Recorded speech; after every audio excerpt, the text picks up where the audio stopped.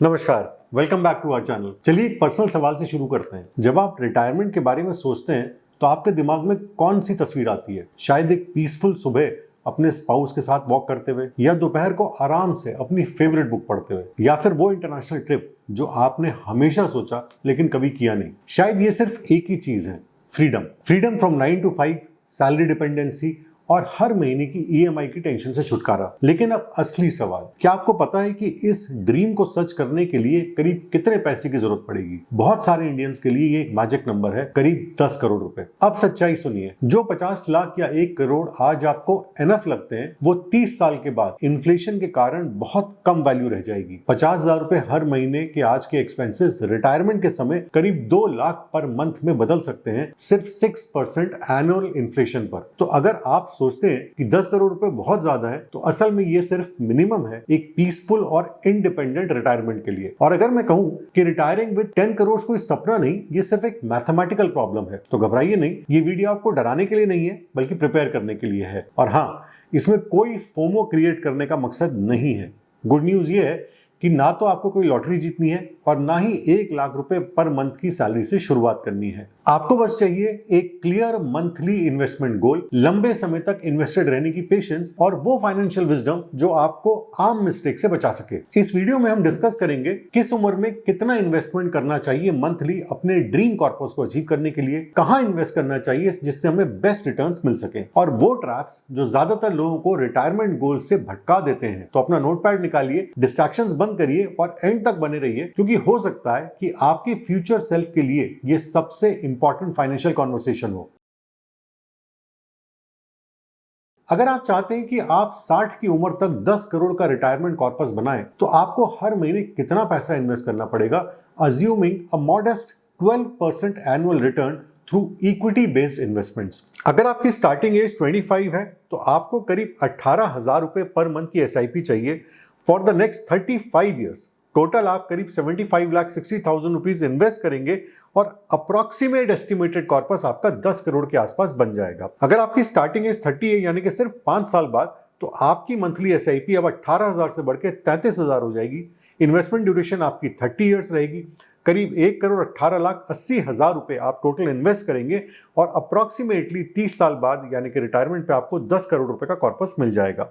इसके और 5 साल बाद, यानी कि 35 की एज में अगर आप शुरू करते हैं, तो आपकी मंथली एसआईपी होगी 60,000, इन्वेस्टमेंट ड्यूरेशन 25 ईयर्स, करीब 1 करोड़ 80 लाख रुपए आप टोटल इन्वेस्ट करेंगे और एस्टिमेटेड कॉर्पस करीब 10 करोड़ के आसपास पहुंच जाएगा। इसके और 5 साल बाद, यानी कि 40 की एज में अगर आप शुरू करते हैं, तो अगले 20 साल तक आपको हर महीने 1,10,000 रुपीज इन्वेस्ट करने होंगे, जो कि 12% की एनुअल कंपाउंडिंग के साथ करीब 2 करोड़ 64 लाख रुपए आपका इन्वेस्टमेंट अमाउंट होगा और फाइनली ये करीब 10 करोड़ रुपए के कॉर्पस में ट्रांसलेट हो जाएगा।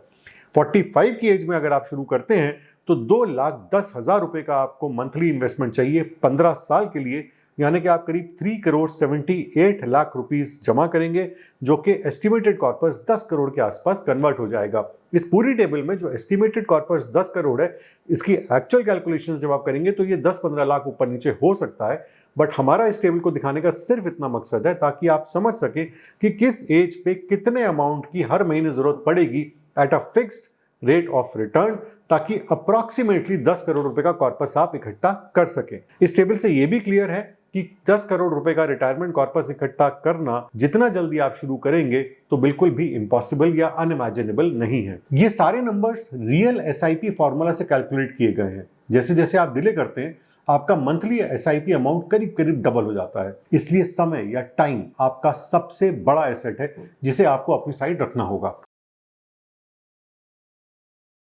10 to 12% का लॉन्ग टर्म रिटर्न पाने के लिए कुछ इन्वेस्टमेंट एवेन्यूज कंसिडर किए जा सकते हैं। सबसे पहले आता है equity mutual funds.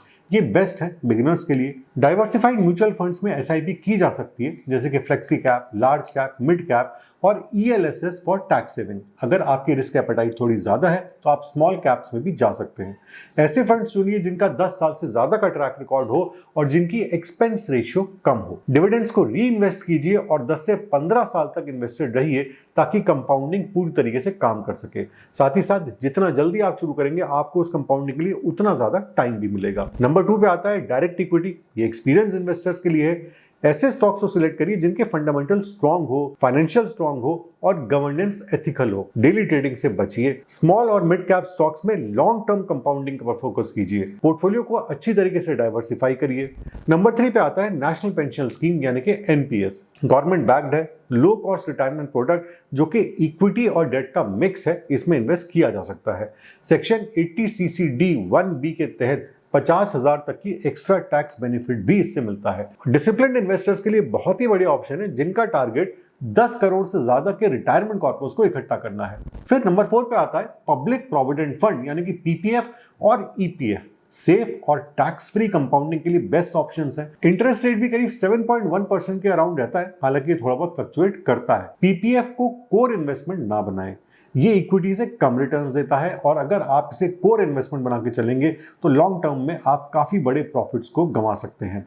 EPF salaried लोगों के लिए ऑटोमेटिक होता है लेकिन लॉन्ग टर्म इक्विटी रिटर्न से पीछे रह जाता है। नंबर 5 पे आते हैं रीट्स या फिर डायरेक्ट रियल एस्टेट इन्वेस्टमेंट्स जो कि ऑप्शनल हो सकते हैं depending upon your pocket. Real estate investment trust यानी कि रीट्स ज्यादा लिक्विड और हैसल फ्री होते हैं प्रॉपर्टी के मुकाबले। पैसिव रेंटल इनकम जनरेट कर सकते हैं। लॉन्ग टर्म पोर्टफोलियो में रियल एस्टेट एलोकेशन 10 to 15% से ज्यादा नहीं होनी चाहिए। हालांकि ऐसा नहीं हो पाता, हम ज्यादातर अपने घरों में और अपने ऑफिस में काफी पैसा इन्वेस्ट करते हैं। की रूल ये है कि अर्ली ईयर्स में 80% इक्विटी और 20% डेट में रहिए। रिटायरमेंट के करीब तक जाते जाते धीरे धीरे इसे 50-50 के रेशियो में ले आए और आगे इसे आप और भी डेट के फेवर में शिफ्ट कर सकते हैं। Mistake 1, starting late. मैं बाद में शुरू करूंगा जब इनकम बढ़ेगी। यही सबसे कॉमन ट्रैप है जिसमें यंग अर्नर्स फंस जाते हैं। आप सोचते हैं प्रमोशन मिल जाए फिर शुरू करेंगे, लोन खत्म हो जाए फिर शुरू करेंगे, थोड़ा एंजॉय कर लूं अपनी इनकम को, उसके बाद सेविंग शुरू कर लूंगा। लेकिन देखते देखते आप 35 या 40 तक पहुंच जाते हैं और आपका एसआईपी बर्डन 25 के मुकाबले 3 से 4 गुना हो चुका होता है। Reality check. 5,000 की एसआईपी जो कि 25 साल की उम्र में शुरू की जाती है वो 1.75 करोड़ तक पहुंच सकती है, लेकिन 40 की एज में यही एसआईपी करीब 25,000 रुपीज पर मंथ की करनी पड़ेगी। क्या लेसन हमें इससे मिलता है? टाइम को रिवर्स नहीं किया जा सकता, बट शुरुआत आज से की जा सकती है। छोटा शुरू कीजिए बट शुरू जरूर कीजिए। Mistake 2, timing the market. Market गिरेगा तब इन्वेस्ट करूंगा, ऐसा बहुत लोग सोचते हैं। मार्केट अभी बहुत हाई पे है, थोड़ा डिप आ जाए फिर इन्वेस्ट कर लेते हैं, परफेक्ट टाइम का वेट कर रहा हूं। सच में परफेक्ट टाइम एग्जिस्ट करता ही नहीं है और ये कभी नहीं आता। वॉरेन बफेट भी मार्केट को टाइम नहीं करते। परफेक्ट एंट्री का वेट करते करते आप सालों बाहर बैठे रह जाते हैं और मार्केट्स आपको पता चले बिना किसी से किसी लेवल पे पहुंच जाते हैं। एसआईपी स्टार्ट कीजिए, मार्केट्स को आपके लिए एवरेज करने दीजिए। SIP is your safety parachute in volatile markets. Mistake 3, stopping SIPs in bear markets. जब मार्केट गिर गया तो एसआईपी रोक दो। जब मार्केट गिरता है तब सबको डर लगता है।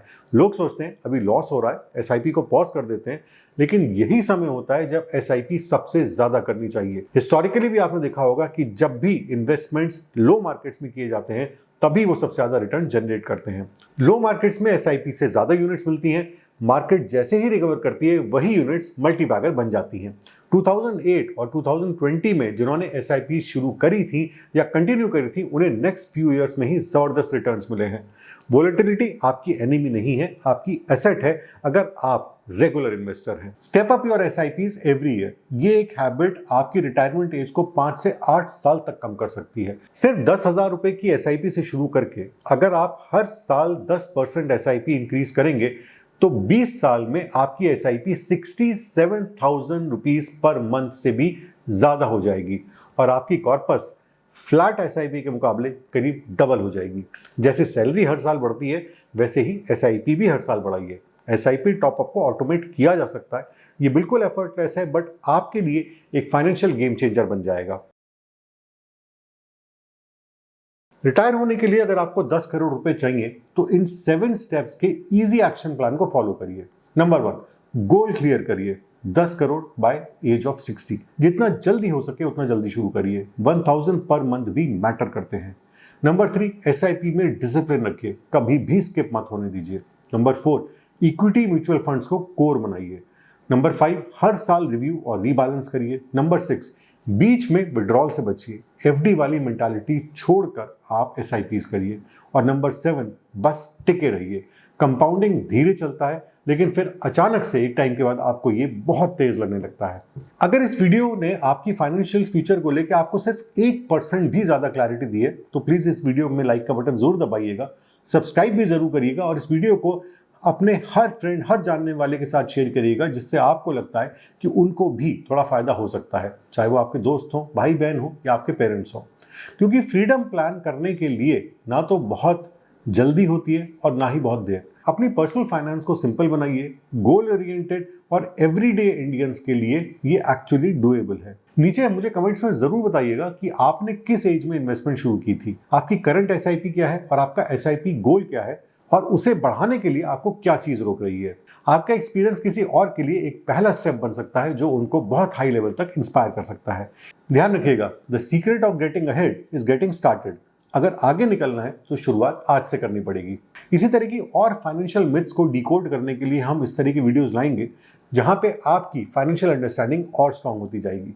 चलने से पहले आपको याद दिला देता हूं कि अगर आप हमारे प्लान्स को एक्सप्लोर करना चाहते हैं तो हमारी वेबसाइट का लिंक नीचे डिस्क्रिप्शन में है। आज की वीडियो में बस इतना ही, अगली बार फिर मिलेंगे किसी नई इंफॉर्मेशन के साथ। जय हिंद।